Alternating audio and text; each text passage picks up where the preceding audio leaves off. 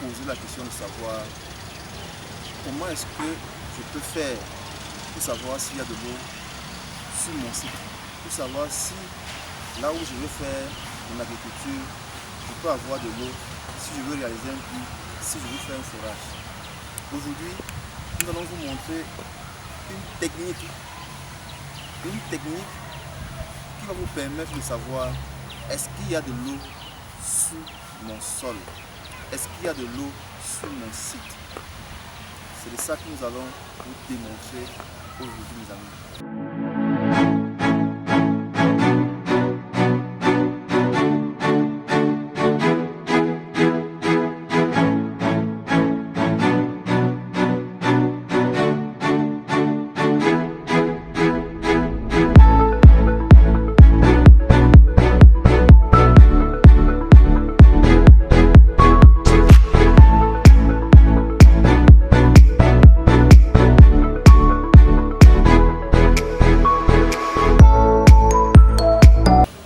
Bienvenue dans la chaîne des donneurs de vie au Copitos en Afrique. Je suis Constantin Salonia. Si tu es nouveau dans cette chaîne, ici nous parlons de forage d'eau, captage de ressources, de business d'eau et d'argent aussi. Donc, je vais te montrer aujourd'hui comment toi aussi tu peux faire pour savoir s'il y a de l'eau sur ton site. Cela ne demande pas grand chose. Pas grand chose. Ce que je te demande de faire, c'est de suivre la vidéo jusqu'à la fin pour toi aussi être capable prochainement d'être un sorcier. Pourquoi sorcier? Parce que la méthode que nous allons utiliser aujourd'hui est la méthode des sorciers. Donc voilà, sans plus tarder, tout de suite là, je vais passer en application pour que vous puissiez voir comment faire pour détecter les veines d'eau sur votre site. Et après cela, je vais vous expliquer plus amplement si vous voulez avoir des résultats plus précis, plus aigus, ce que vous devez faire, mes amis. Donc, vous voyez ce que j'ai en main, ce sont des, on appelle ça des baguettes. Donc, ce sont des baguettes normalement, idéalement, vous pouvez les avoir en cuivre. Parce que le cuivre, vous savez, le cuivre est un très bon conducteur électrique. Parce que la méthode que je vais vous montrer tout de suite là, c'est qu'on appelle ça la méthode des sorciers. Ça, c'est le nom qui est utilisé. Cette méthode consiste à quoi?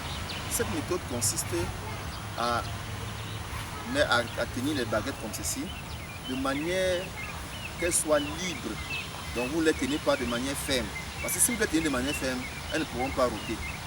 Donc, elles doivent être libres, comme vous voyez là, libres. Et maintenant, vous allez vous balader. Vous allez vous balader suivant une direction.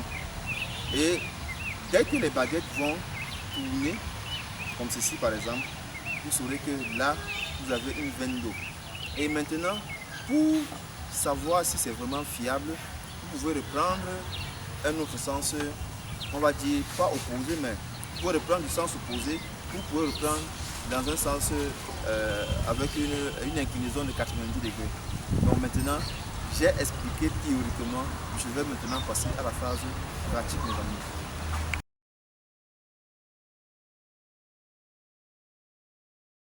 Donc, maintenant, je vais me lancer. Je vais suivre cette ligne ici. Là, je ne sais pas si vous allez vraiment bien me voir parce que je serai de dos, mais je préfère aller commencer de côté.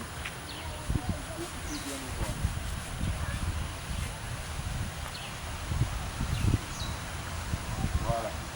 Donc, là, je vais aller tout droit. Vous tenez les baguettes comme ceci. Les baguettes peuvent être soit en cuivre, soit même en fer. Cela ne gêne pas, puisque même le fer est toujours un conducteur électrique. Et l'être humain aussi est un conducteur électrique. Et je suis en contact avec la terre.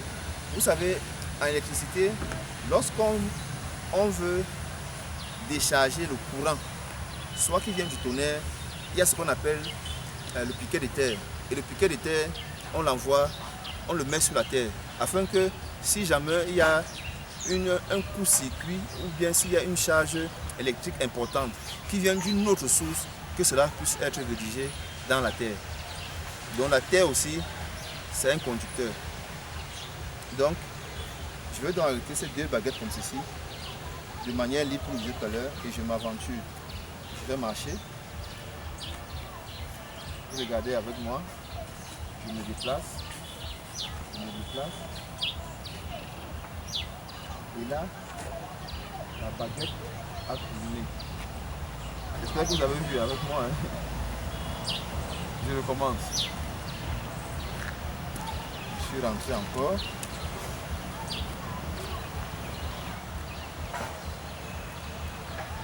Et là, je vais marcher. Doucement, hein, pas besoin de courir. Doucement. Et là, la baguette se ferme. Ça veut dire ici, sur un rayon d'1 mètre, on a une veine d'eau. Et pour appuyer encore, ou bien pour avoir une certitude si effectivement nous avons une veine d'eau, nous allons donc aller maintenant du sens, ça c'est comme j'ai pris à 90 degrés. Je vais encore continuer, je vais marcher. Et vous voyez, nous sommes sur le même point, les baguettes sont encore fermées mes amis. Donc, voilà la méthode que tout le monde peut utiliser chez lui pour savoir s'il y a de l'eau sous sa terre, sur son site. Et maintenant, après que vous avez fait ceci, vous êtes déjà rassuré que vous avez de l'eau sur votre site. Seulement, cette méthode ne vous donne pas la profondeur à laquelle est-ce que vous avez les nappes d'eau.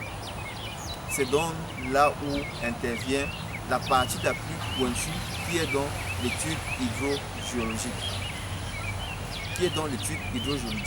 hydrogéologique, donc qui nécessite le résistivimètre afin de pouvoir détecter les différentes nappes d'eau que vous avez sur votre sol. Si vous êtes sur un terrain marécageux, bon pas marécageux en tant que tel, mais si vous êtes dans une zone où il n'y a pas de pierre et la zone a peut-être des rivières tout autour, vous pouvez vous aventurer à réaliser votre forage ou bien vous pouvez vous aventurer à réaliser votre puits sans toutefois nécessiter la réalisation de l'étude hydrogéologique. Parce qu'à ce moment-là, vous êtes sur une surface où il y a de l'eau un peu de partout. Vous êtes sûr que vous aurez de l'eau, mais seulement, est-ce que ce sera la bonne qualité d'eau? Quelle est la profondeur que vous devez creuser pour fourrer? C'est ça. Ce sont des questions pointues qui peuvent avoir une réponse avec l'étude hydrogéologique, mes amis. Donc, aujourd'hui, j'ai voulu partager avec vous cette vidéo pour répondre à toutes ces questions qui nous viennent un peu de partout. Comment est-ce que je vais faire pour savoir s'il y a de l'eau sur mon site? Comment est-ce que je peux faire pour savoir, pour demander même, est-ce que je peux réaliser un forage sur mon site? Je ne sais pas s'il y aura de l'eau. Aujourd'hui, je vous ai montré cette technique-là. Vous pouvez le faire. Quand on dit méthode sorcière, ça ne veut pas dire que je suis sorcier. Tout le monde peut le faire. Tout le monde peut le faire. Vous savez, mes amis, le centre de la Terre est magnétique. Au centre de la Terre, il y a un aimant, un énorme aimant qu'on appelle le magma. Et ce magma-là, pour vous expliquer comment est-ce que rien de nouveau sur la Terre et nos ancêtres ont pensé à tout depuis. Le magma est dans la Terre. Nous-mêmes, nous sommes sous la Terre. Et vous savez avec moi que l'eau est un conducteur électrique. Le magma est l'aimant.